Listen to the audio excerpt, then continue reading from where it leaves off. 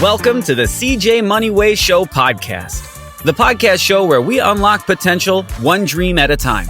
Today, we have another guest whose journey is truly worth hearing. Sit back, relax, and enjoy the Moneyway experience. What's up, my good people? Welcome to the CJ Moneyway Show in association with Believe Network, the podcast that brings you stories behind the success. Today, we'd like to welcome to the show author, leadership coach, and counselor, Dr. Greg Stewart. It's an honor to have you with us today, Doc. How you doing, man? Absolutely great. And of course, the honor is mine, CJ. Thank you, sir. I appreciate you taking the time out your busy schedule, man, to come join the show today. So let's start off with your journey, Dr. Greg. Tell us a little bit about yourself and your background and what led you to where you are today.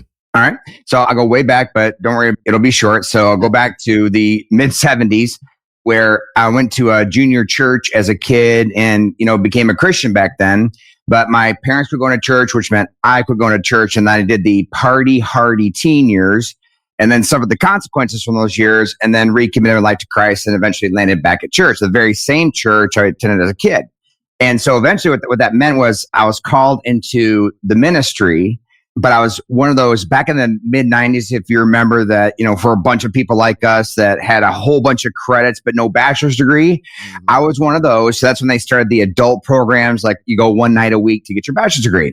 So I took the degree in organizational leadership because that's what they offered. So it was good, but I wanted to get onto seminary. But my first semester in seminary, I took philosophy of counseling. And my eyes were opened up to how powerful that material was.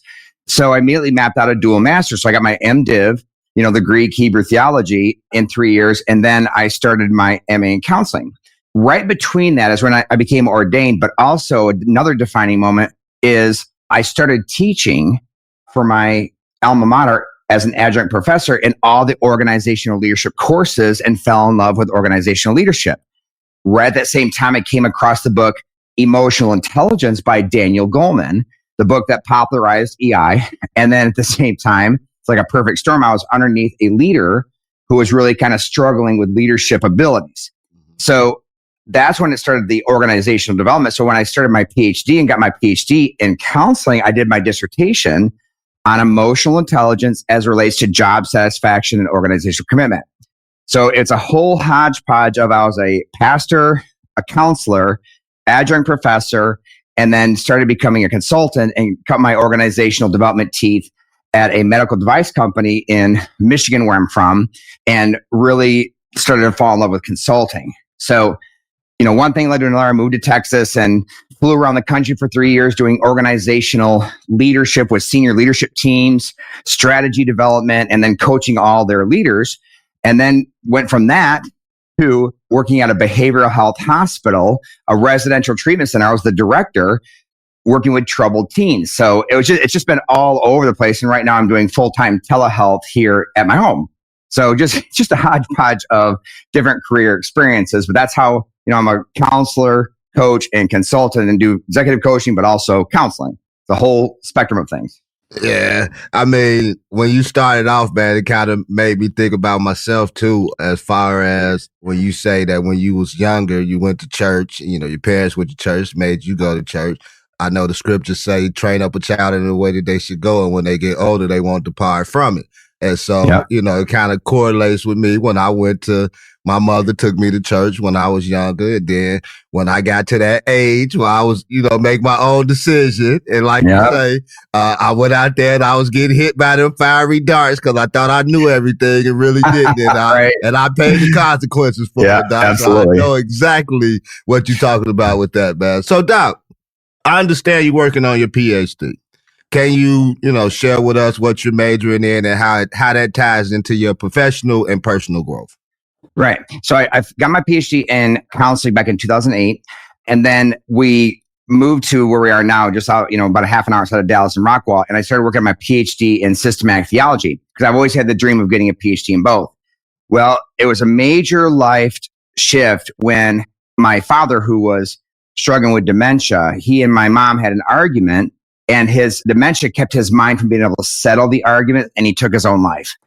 So from that experience, I was doing so much, but one of my regrets was I did not pursue my dad, like talking to him. So I actually stopped my PhD in theology. I quit doing that, and I stopped doing adjunct professoring as well. So I had to make a major life shift, and that's, which then came into this year, which led to the book. So I love that. I always, all the theology, but there's also this, which, will lead to the book of negative emotions, of what do we do with these experiences? And instead of, avoiding negative emotions leading into it. So, I know that took a hard left turn when you say, hey, tell me about your PhD, but it was really quite the experience of a life change, if you will. Oh, no, hey, go in any direction you want to go in, Doc, man. You got the floor. So you mentioned this earlier that, you're ordained minister and things of that nature. So over your career, you've worn many hats. So tell us about your role as a pastor and how that experience have shaped your approach to leadership and counseling. So from when I was a youth pastor, then associate, then senior. So in 2000, after I was a youth pastor for 5 years, and then shifted to an associate pastor. And that was during the time I was underneath the leader that was really struggling. So a combination of things of, one is a lot of negative emotions being under a difficult leader. Because you've heard that, people don't leave companies, they leave supervisors. And that over and over and over again. So it's really leadership and those negative emotions produced out of relationships, whatever they may be, with a leader, of course, spouse, children, whatever. That the key is that it kind of was revealing to me. So there was victories and then there was defeats. Victory was that I held my emotional maturity and realizing that, look, he's the pastor, he's the leader. I'm not going to, in a sense, rebel. But at the same time, working through the truth of my opinions, right? Then that I became a senior pastor. Then as a senior pastor, we grew like crazy, but it started to kind of reveal in my own heart insecurities. My own insecurities that when people would disagree with stuff or leave the church, I really started to take things personally. And then that led to, eventually after 15 years, and it was overall a wonderful experience. I was at the church for 15 years that I became a Christian as a kid. But after that, it was when I left that church and had a great experience. I gave them a year's notice. But after that is when things started to really show themselves. And in the book, I talk about that I had, after I left the church, I was a, pastor at another church, just helping out as well as a counselor, but I had an emotional affair. So you have this combination of seeking destiny, purpose, and calling and being, skilled and successful, but what we don't recognize is there's a lot of stuff that's very, very personal that even though you can be successful, that's going on underneath the surface that was happening in me, because I was actually shocked that, how did this happen? I was a marriage counselor and a pastor, yet I have an emotional affair. And it was through that exposure. And after we moved to Texas, my marriage didn't make it, but then I began, honestly, about a 10-year journey of doing a deep dive into what was happening in my own negative emotions. So that's where it's like I was very successful. I'm very proud of my, my resume and my career, but it kind of like was all for naught. It was not all for naught, but if I didn't deal with this deeper stuff. And that's kind of how it led to the book I wrote. Yeah, it was tough. Yeah, it was powerful. Yeah, that's deep right there. I was doing something yesterday and they say that we kill the flesh daily, but it's still things that rises up. I'm listening to you talking about the emotional affair, you know what I'm saying, and things of that nature. And so it's like, although we suppress things, but at times we're still human. And whether, I'm a pastor or whether I'm a deacon or missionary or whatever in the church capacity, it's still things that rises up, man. So you made me think about, and I thank you for that, because that was confirmation, of what I was doing yesterday. Yeah. So you're talking about emotional, you said emotional affair. So let's go here. One of the most exciting projects is your book, IQ, Emotional Techniques. Can you give us some inside look of the book and what can readers gain from it? Okay. So IQ, it came from, it's a technique, information, interpretation, intensity. I developed that technique 20 some odd years ago and always wanted to write a book on it. But, it's not time until it's time. So just really quick, it's information that when we hear things, we get emotional. But a lot of times, once we gather more information, our emotions immediately change, right? It happens to all of us, especially in our current culture. So out of the book of my personal growth, it's kind of turned into, like, for me, in 2025 is going to be a mission to really make this public and try and make it as widespread as possible to help our culture kind of mature and grow up. Because we know, based on social media and stuff, that people are making interpretations, right? So information, interpretation, intensity. So I say that it's illegal, strong word, but it's wrong for me, illegal for me to have any opinion, interpretation, or any emotion, intensity, until I have all the information. So it's really just that one technique of stopping ourselves and say, I cannot give my opinion. It's not even wise or mature to give my opinion until I have all the information. But once I have all the information, let's say, then we go to interpretation. This is where critical thinking kicks in. That I first have an opinion, like what's in my mental model will just say, this is what I think about it. But critical thinking says, is there any other way of thinking about it? So there's this humility that we all need to have of challenging our mental models and saying there's more information we need and there's different ways of thinking about thinking. And then the final thing is intensity, which is simply, I say emotion is energy.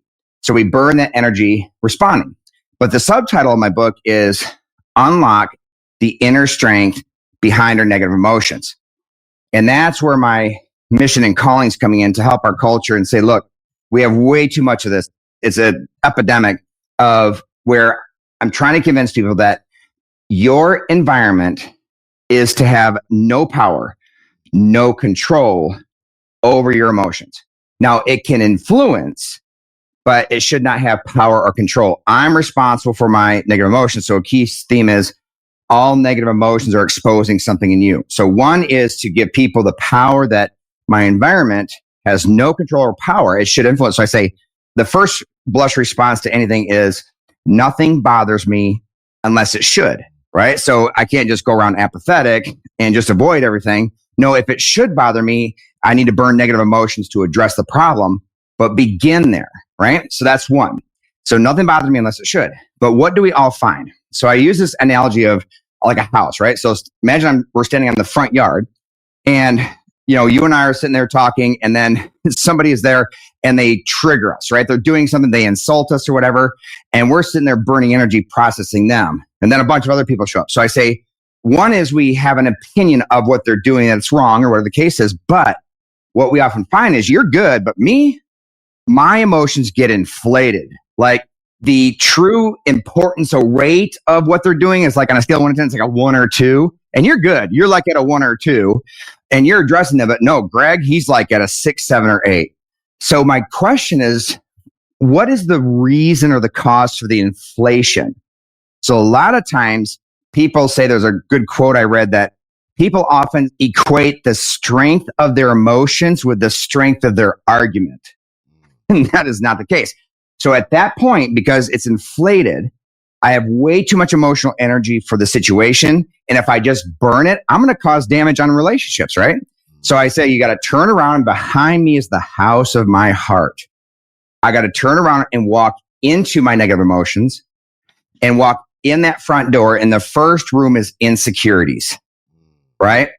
And insecurities are on the front. And then I have the other emotions of insecurity, anxiety, fear, worry, anger, depression. It's kind of like my paradigm for counseling. But the first floor is insecurities, right?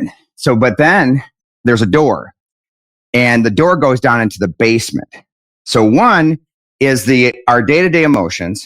Basically, it gets inflated because we believe a lie. Like, they meant to do that, or I'll never get a job, right? But that's one reason for the inflation, that we believe a lie, and then it increases the emotion. But the second reason is when you go into the basement. In the basement is the machine of identity, value, and worth. So have you ever heard that, when we take things personally, like I mentioned a few minutes ago, it's that a negative event, I take it personally, which means it impacts my value and worth. So I had to, after the emotional affair, kind of go down there, which had to do with the church and everything, of saying, look, my value and worth is kind of contingent upon the approval, validation, or relational pursuit of others. Now, so what I say is the goal is, and I have a system for walking through it, it's I don't need, let's say my wife, I don't need my wife to pursue or validate me. I mean, I want her to, but I don't need her to. Yeah. My identity, value, and worth is set and secure. So there's a whole process for solidifying that that's what I'm saying, I control who I am. The facts about myself as my identity. I control my value and worth, right? And own what I need to own. But then in the basement, so there's that machine. But then over in the corner, CJ is a door. It's the cellar, the dark, dingy cellar of trauma. Now, trauma, there's big T trauma, which is official diagnosable, like, war vets or it's a threat of loss of life or limb. But there's little T trauma, and that's what we all go through. And that little T trauma simply means that when we walk into a situation, that our mental model goes, Greg, oh my goodness, here we go again. And then it scoops the emotion from that bad event, like my divorce, let's say, and plops it on the situation right now. Mm-hmm. Right? So whatever, I might have a legitimate, beef with you, but it's really should be only that one or two. The inflation is not CJ's issue, it's Greg's issue. So we have to unlock the inner strength behind our negative emotions by walking into them. No more denial of negative emotions, because there is a doorway, a pathway that we need to assess. If we're really serious about our maturity, our growth, our rest, our peace, we've got to face these negative emotions and figure this stuff out. That's good, man. I like that. Basically taking accountability and facing it head on, because I think people, like in our space, as far as being an author and the things that you're doing in life, a lot of times we do want to be validated by others, and so like you say, a lot of times you just got to put that to the side and say, I'm worth nothing. If whoever approve. If they don't, then I know what God has set before me. And so, because people can throw you off track and make you believe what you're doing is not worth it, or you're not, somebody that's worthy to be doing, what you're doing, or why did God choose you to do this or provide these messages or whatever. So I like that you got to overlook some things sometimes and just look at yourself, man, and look at the doors that you was talking about, that machine down there in the basement. Yeah. And it comes back to where, again, nothing bothers me unless it should, which means, so every relationship is based upon safety and pursuit, right? Mm-hmm. So, there's levels of relationship, with my wife down to just friends, but so relationships are about safety and pursuit, and there's legitimate. So I don't need them to, I want them to, but saying that doesn't change the definition of relationship. It does not change the standards or expectations. It doesn't change that. So if there is a legitimate issue that my wife, she should pursue, validate, whatever, we can have a conversation without me dumping all this extra negative emotion, right? And so it's always about the right amount. The goal is not zero.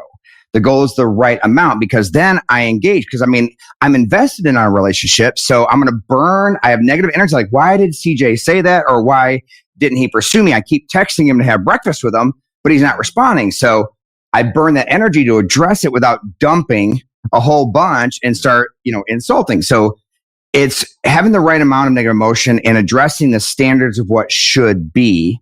And then that's healthy.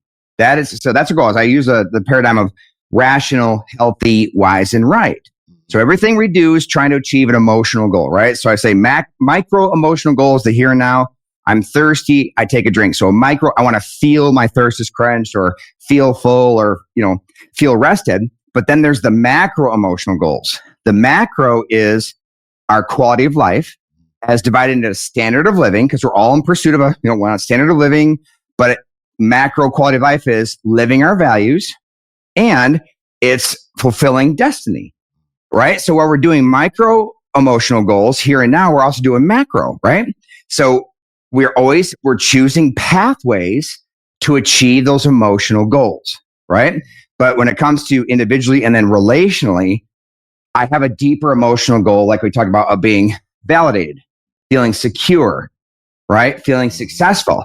And then the negative emotions come from when my path is blocked.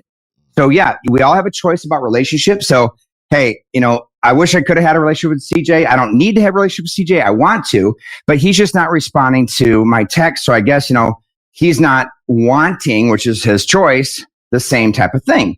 So that's fine. So I have to choose another path to still achieve the goal of relationship, right? So it's a wise way of living. And it's really about having the right amount of negative emotions. But again, it's the sign we need to look at is when they're inflated, right? We've got to walk in that door and figure out why. I'm kind of glad you brought that up, Doc, because you say texting, like if you want to have a relationship with somebody, you can.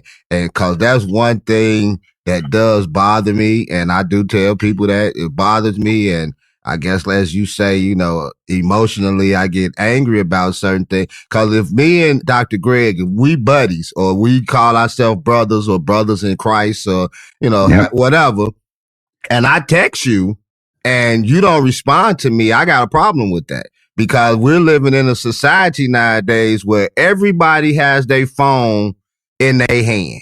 So you see that I text you, you just choose not to respond to my text. And so that does bother me to a certain extent, because if we're supposed to be friends, then, people do what they want to do and don't do what they, certain things. So I can't consider us friends if you're ignoring me.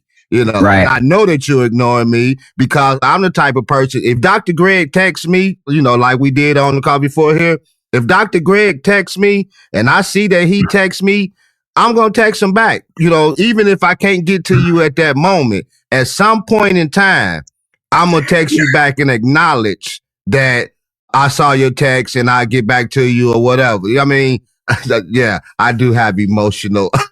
Right. Well, I mean, so that's the right amount but on the other side, like you said, everybody's got their phone in their hand.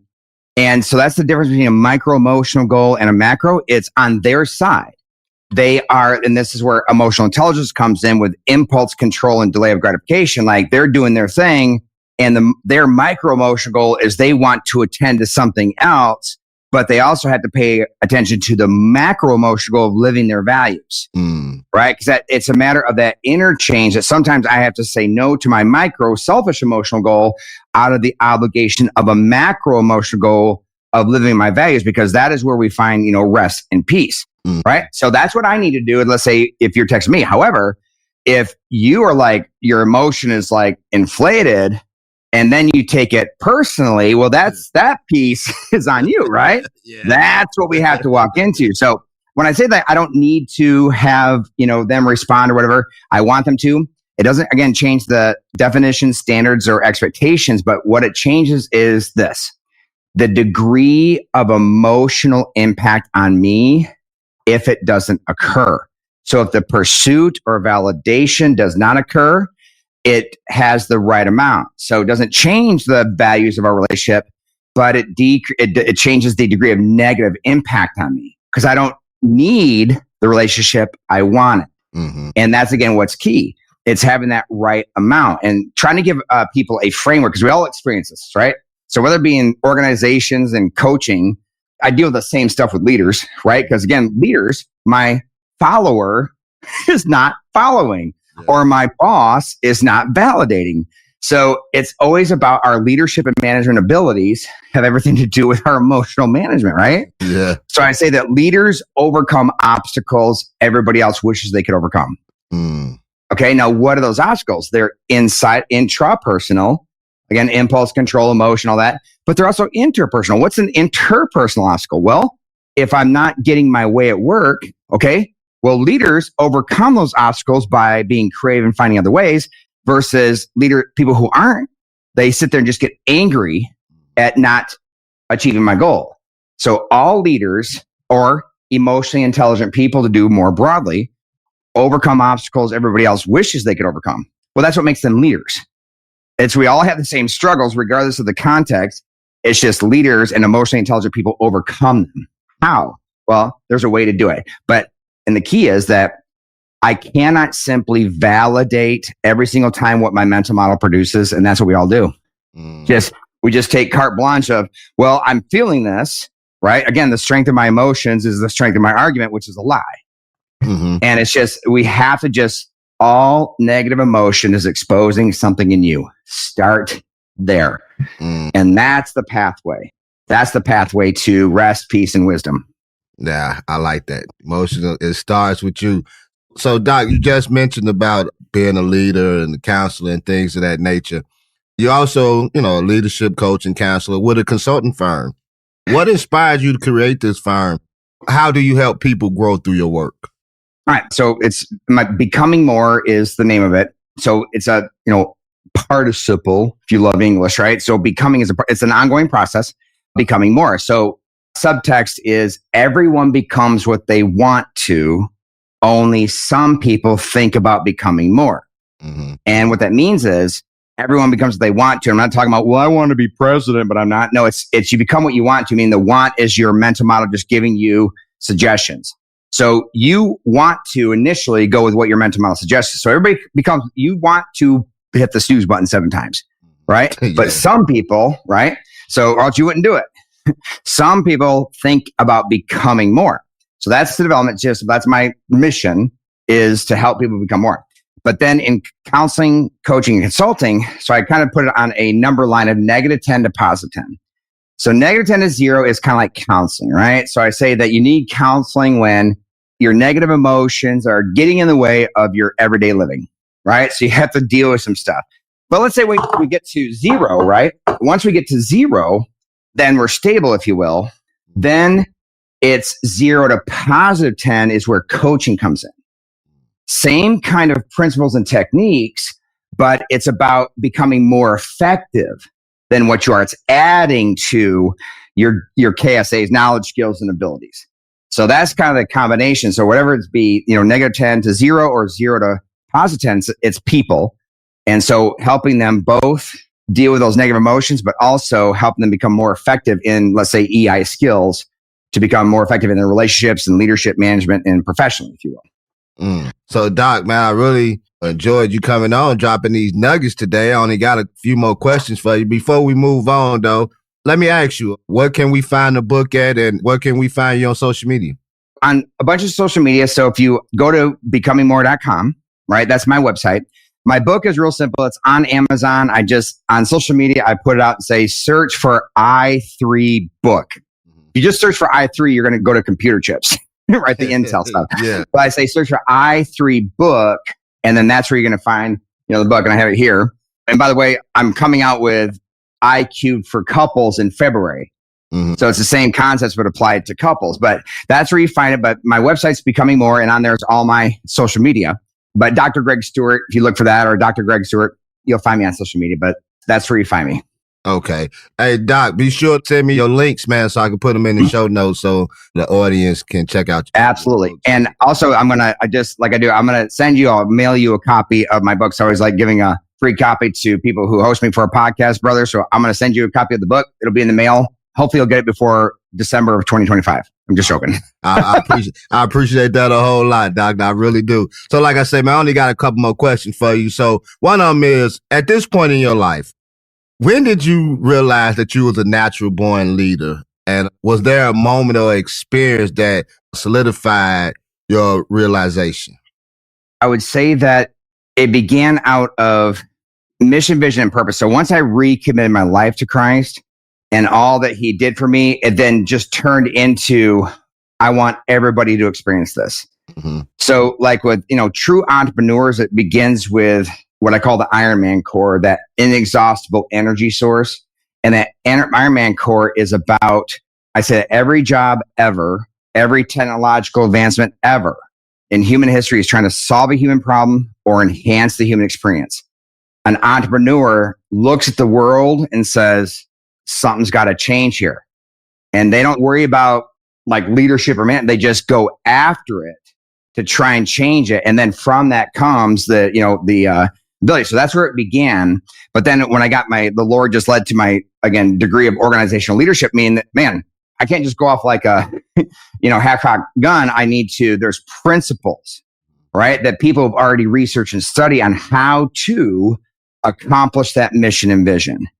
And then number 3 would be just building self-awareness around, the obstacles, like my personality. Sometimes I can be too, like the kids at the residential treatment center I worked at, say, Dr. Greg, you're so extra. Right. So when I first heard that, I was like, I don't know what that means, but it sounds like a compliment. So thank you. Right. So it's managing on your personality, using emotional intelligence and realizing what's in your way which is stuff like your personality on the surface, but it's also what's in my way is the deeper stuff like we talked about. But that's kind of like been the journey. And it just kind of it all began with that mission of I want to improve people's lives. That's what it's all about, man. That's why I enjoy doing this show, meeting people like yourself, man. And I tell you, like I tell others, it's a beautiful thing when people can put themselves to the side and it's not all about me, but it's about service for others, you know, and that's what the Moneyway Show has been focusing on, man. And I truly enjoy you guys that out there trying to make a difference in the world, not only with yourselves, man, but trying to impact the lives of others. And I think that's an awesome thing to do. So, Doc, man, just let me ask you one more question, man. I know a lot of doctors get asked this question or they're faced with these questions. How do you manage stress and stay balanced in such a demanding role? And what's your strategy for maintaining that balance? Great question. So I often say to people, you ever hear like the ranking order? It's God, family, and then church or whatever the case is. And my leader, the pastor who hired me, he says, Greg, it's not that, it's all God, right? So God cares about the entire thing. So I liken it unto a pie. And the pie is divided into slices, and the slices are all the areas of our life. My relationship with God, my relationship with my wife, with my kids, my job. Then there is the slice of the pie that is exercise, that is personal growth and development. So the key is what I use a technique called scheduling the minimum, because all the slices of the pie fall underneath the banner of the more, the better. The more time I spend with my wife, the better. The more time I spend with kids or recovery time, we need a slice for that. But what happens is a slice of the pie will take up too much and we're not accomplishing their goals. So you have to step back and say, I need to achieve all the goals. So schedule the minimum in every area, including recovery time. Because sometimes recovery time, either one or two things. People just to spend too much time in recovery time, or those of us who are super busy, when we sit down for recovery time, we feel guilty. Why? Because we're not accomplishing the other pieces of the pie. So if we schedule the minimum in every area, what's the minimum amount of time with my wife? Then I'm going to accomplish that for our relationship to thrive. Minimum time with God, with the Lord. Minimum time with kids at work. So it's about accomplishing all the goals and how much, because the pie is limited. There's a boundary and we only have so many resources. The resources of time, finances, and emotions, because we get burned out. So you schedule the minimum to ensure, like on your calendar, to ensure you accomplish the minimum to make sure each slice is thriving, right? Working out 2 days a week won't do it, but working out 3 will to be healthy, right? So it's really that. It's making sure you have all the goals accomplished and putting it quantifiably into a calendar to make sure I have enough time, because I have to invest, because that's my values. Quality of life, values, standard of living, as well as mission, destiny, and purpose. That's my counsel on that one. You said 2 things that was valuable to me, because I've heard this yesterday too. I didn't hear about the pie, but I like the pie analogy, minimum here, there, because, you all spread it out thin in certain places, but, make sure that you accomplish these things and then you'll be more satisfied. Then you said something about the calendar. And I heard this yesterday. God told me, he said that he writes everything down. Like when they go to church I'm going to church on Sunday, spending time with the kids to watch WWE on Friday at 8:00. And I say, I'm like, a lot of time I write things down because, like scheduling with a podcast, I got to have a schedule. So I got to write down the times, who I'm interviewing and things of that nature. But like you just touched on that too, I don't write everything down. Like me and my wife going on vacation for our honeymoon next week. Right. So I didn't put that in my calendar, so now you just, again, confirm something for me. Start writing down everything so that you can start tackling things and your goals and what's on your list, things to do, so you can start minimizing things. So I appreciate you for dropping that nugget on us. So Doc, man, before we get out of here, man, before we close, Dr. Greg, if there's one key takeaway or piece of advice you want our audience to walk away with, what would that be? Build self-awareness around your emotional experience, right? and realize that your negative emotions, because again, the impulse is to process and burn energy on what caused the negative emotion. So the biggest takeaway that starts everything is realize that when you have negative emotions, you've got to figure out where you're off first. All negative emotions are exposing something. You start there and realize that there's a lot to unpack. But again, at the end, it's powerful. It's growth. It's peace. It's success. Because at the end of the day, we want peace. Every human heart, I just want to be at peace. You've got to go there because the enemy of peace is negative emotions. So self-awareness around your negative emotions and realize that I may need to go there first. Hey, you heard it here from my man, Dr. Greg. Hey, go grab his book, IQ Emotional Techniques. Check out his website. Check out his links in the show notes. Hey, you have been listening to the CJ Moneyway Show with your boy CJ Moneyway and Dr. Greg. We out of here. Peace. Thank you. Thank you for listening to the CJ Moneyway Show. Don't forget to share this episode with your friends, leave a comment, and drop a review. Be sure to tune in every Tuesday and Friday for more inspiring journeys. Who knows? Your story might be next.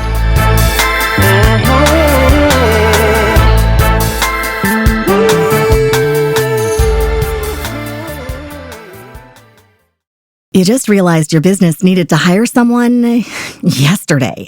How can you find amazing candidates fast? Easy. Just use Indeed. Stop struggling to get your job post seen on other job sites. With Indeed sponsored jobs, your post jumps to the top of the page for your relevant candidates, so you can reach the people you want faster. According to Indeed data, sponsored jobs posted directly on Indeed have 45% more applications than non-sponsored jobs. Don't wait any longer. Speed up your hiring right now with Indeed. And listeners of this show will get a $75 sponsored job credit to get your jobs more visibility at Indeed.com/PODKATZ13.